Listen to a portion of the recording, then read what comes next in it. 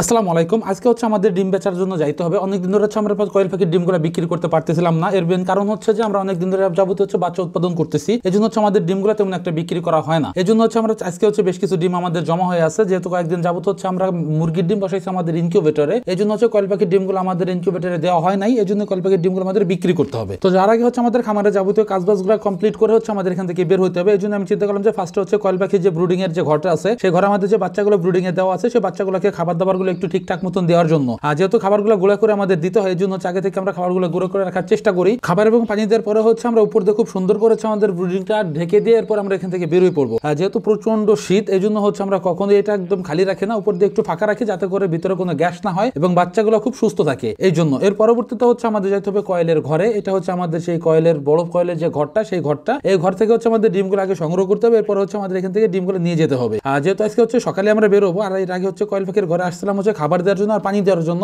এর মাঝে হচ্ছে আমার এখানে আসা হয় না, এই জন্য হচ্ছে কয়েল পাখির বাইরের যে কাপড়গুলো ছিল সেগুলো হচ্ছে উঠাই দিলাম এবং ভিতরে যে আপনারা যে কাগজগুলো দিয়ে ঢেকে রাখি সেই কাগজগুলো হচ্ছে গোছগাছ করে নিলাম। এর পরবর্তীতে যে ডিমগুলো হচ্ছে পারছিল সকাল থেকে এই পর্যন্ত, সেই ডিমগুলো হচ্ছে আমি আগে তুলে নিলাম। এর পরবর্তীতে আমাদের ডিমগুলো এখন হচ্ছে গুনতে হবে, আর ডিমগুলো হচ্ছে এখান থেকে গুনে নিয়ে যাওয়াটাই সবচেয়ে ভালো, যেহেতু হচ্ছে ওইখানে যে ডিমগুলো আমরা দিয়ে আমাদের যে কাজ আছে সেই কাজে আমরা চলে যাবো, আর তারা ডিমগুলো হচ্ছে গুনে বুঝে নেওয়ার পরে হচ্ছে আমাদের পেমেন্টটা দিয়ে দিবে। তো এই জন্য হচ্ছে আমি চিন্তা করলাম যে ডিমগুলো আমরা এখান থেকে গুনে নিয়ে যাই, যাতে করে ওইখানে আমাদের যে কোনো প্রবলেম ফেস না করতে হয়। মাশাআল্লাহ, এটা হচ্ছে আমাদের টোটালে প্রায় 6 থেকে 7 দিনের ডিম, 7 দিন না, মেবি 5 থেকে 6 দিনের ডিম আমাদের এটা। 5 থেকে 6 দিন আমাদের অ্যারাউন্ড এখানে প্রায় 7 থেকে 800 ডিমের মতো মনে হয় জমা হয়েছে। সেটা হচ্ছে আমরা পুরোটা গুনার পরে হচ্ছে আমরা বলতে পারবো যে আসলে কতগুলো ডিম আমাদের এখানে হয়েছে।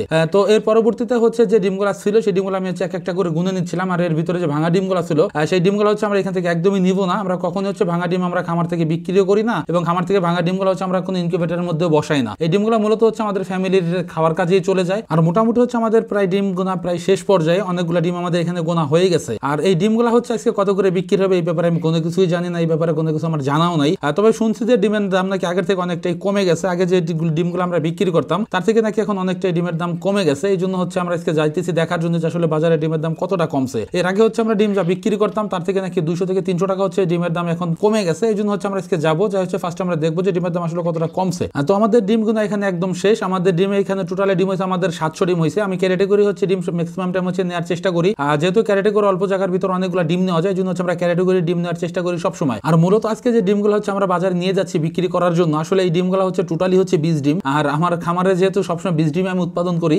20 ডিমই হচ্ছে আমাদের আজকে বিক্রি করা লাগতেছে।